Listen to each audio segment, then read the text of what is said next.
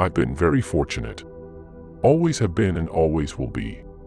I haven't met many people in my life who are more fortunate than I am. If you want to have something you've never had, do something you've never done. Hello, this is Altruistic Utopian. Today, I'm going to talk about someone who is really lucky. And we're also going to talk about someone who is so unhappy that they want to die. Two very extreme stories. But the truth is, we see both all around us. Some people think, how can I be so lucky? Some people think, oh, this must be really hard.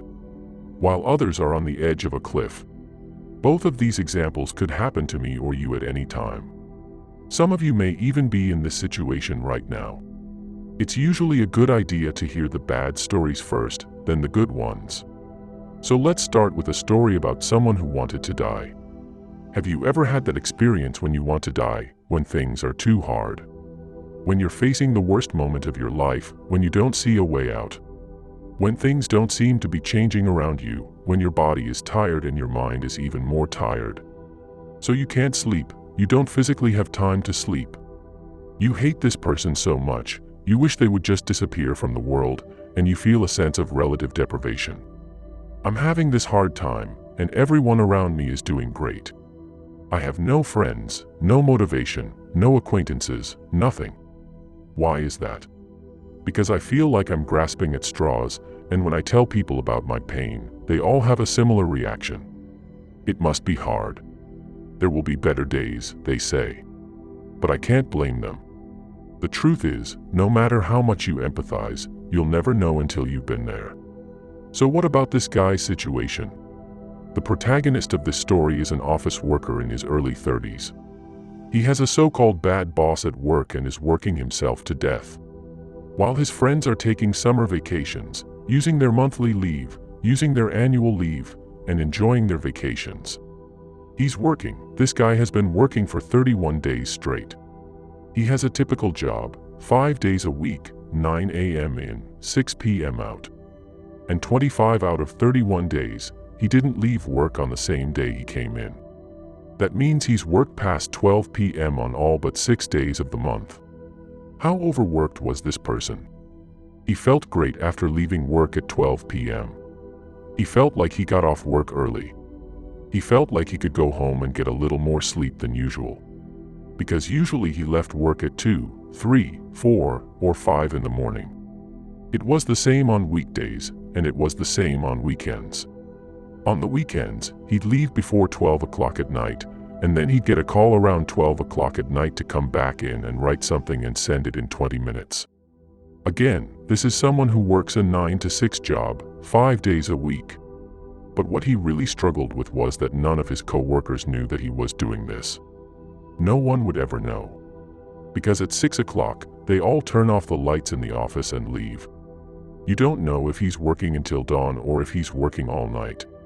The saddest story is that when his maternal grandmother, who had been very important to him since he was a kid, died. He couldn't even go to the funeral because he was working.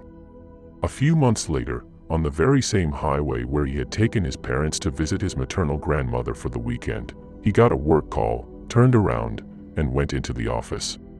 He was in his early 30s at the time, and a few years later, his health declined due to overwork, and he ended up with a rare disease. It wasn't a life-threatening illness, of course.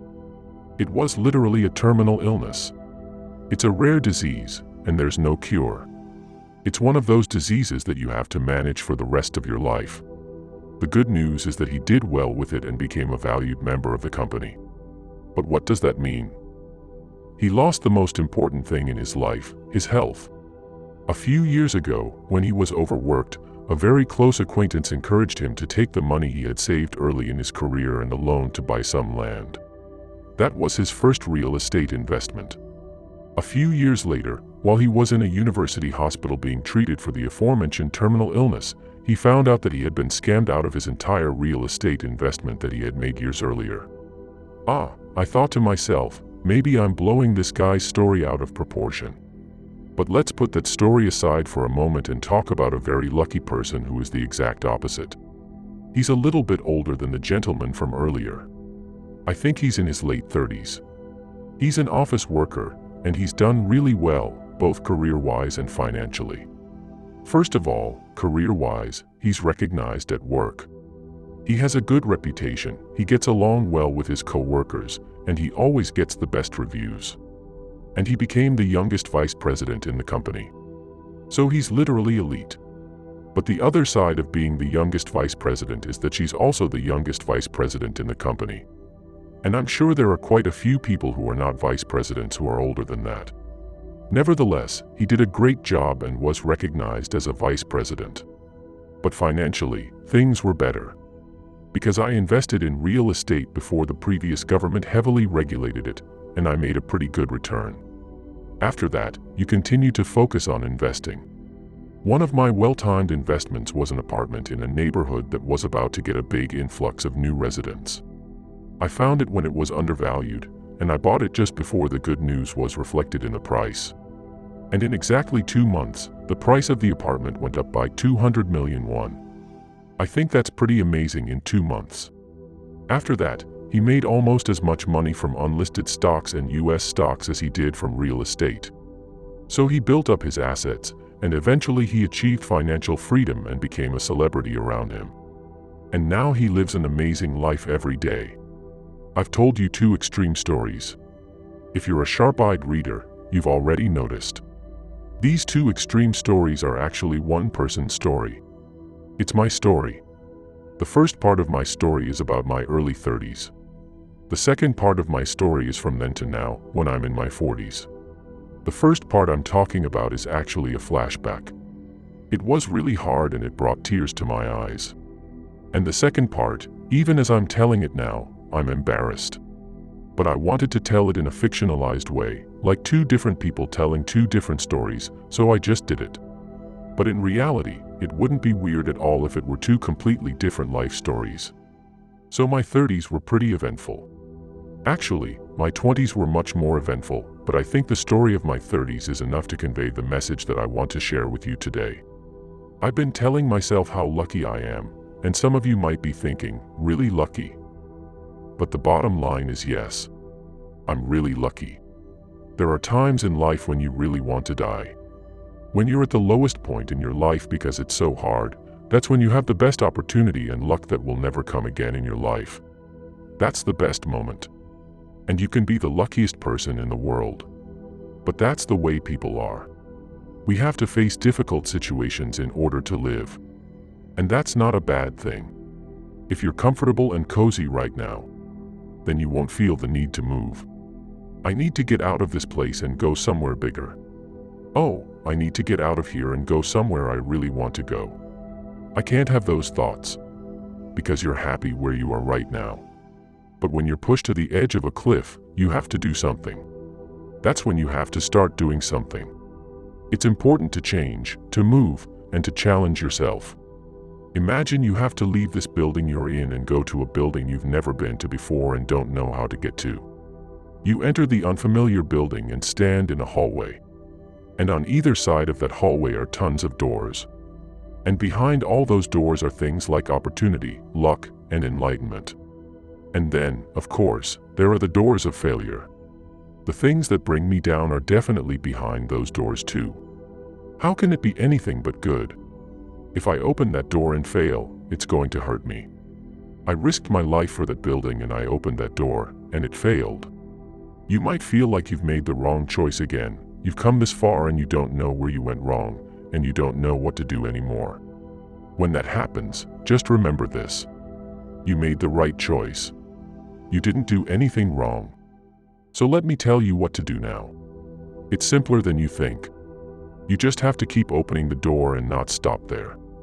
When you open the door, you'll see the good fortune behind it. There's something called opportunity behind it. And behind that door is another door. You open a door in the hallway and there's luck, and you open another door in the hallway and there's opportunity. And there's more luck there. You open door after door after door, and sometimes you don't get lucky, right? You know what the worst thing most people do when they're really heartbroken and frustrated because there's nothing behind the door is? They think, I'm just going to stay in the building I'm in. It's hard, it's painful, I feel like I'm going to die, but it's better than failing now, and they walk out of the building. That's the scariest thing in our lives. Do you know why it's scary? It's because there's absolutely no chance that you'll ever get lucky in the future, take a chance, or have that happen in your life. It's 0%, exactly 0%. Because opportunity, luck, and all that stuff are behind the door next door that you open. There was a door next door, and I just walked out. Like I said, I'm a very lucky person. I'm a really lucky guy. I staggered out of the building, thinking I was going to die in my early 30s. I staggered into a dark, unfamiliar building that I had never been in before. At first, I didn't even know where the building was. Even finding the building itself was difficult. But I did it anyway. What was the risk in walking down that dark street and entering that unfamiliar building? Wouldn't it have been scary? Of course, it was incredibly scary. I wanted to run away. But there is such a thing as courage. Not being scared is not courage. Doing something even though you're scared, even though your legs are shaking, that's courage. When I was in the corporate world, I saw a bad boss every day, and I decided, how can I never see this person at this company again? And I came to one conclusion. I'm going to be the vice president. That's what I decided. That way, I wouldn't have to take direction from this person. I stood in the hallway of the building and I opened a door, and behind the door was a door that said, good reputation, and then I opened another door. Behind that door was the youngest vice president in the company. I never worked with that person again. I was very, very lucky. When I got scammed on $1 million land deal, I knew I had to get into the building that was the investment. At the time, I actually didn't know where the building was, and I didn't know what I was doing. So I studied like crazy. And then I just happened to walk into the building. And what was behind those doors? There were things like real estate investments, land investments, unlisted stocks, and US stocks. There were more opportunities behind those doors. And luck was waiting for me. Again, I was very lucky. As time went on, my reputation at work got better and better. But then my health got really bad.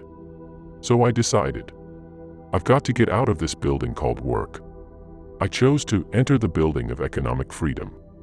So I was standing in the hallway of the building, and I opened the door, and behind the door were these really amazing, big pieces of good fortune. I was really lucky. I ended up walking into that strange building and standing in the center of the hallway. Behind that door were opportunity, realization, and luck. What would have happened if I hadn't moved and stood still? Would luck have come to me if I had sat still in the building, making excuses about not having the strength to walk? No, I went out of the building in search of luck.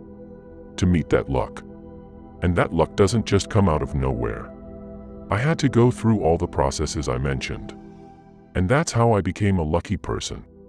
If you want to have something you've never had, do something you've never done. Then you'll get the luck you've never had. I hope my real life story in this video helps you a little bit in your life.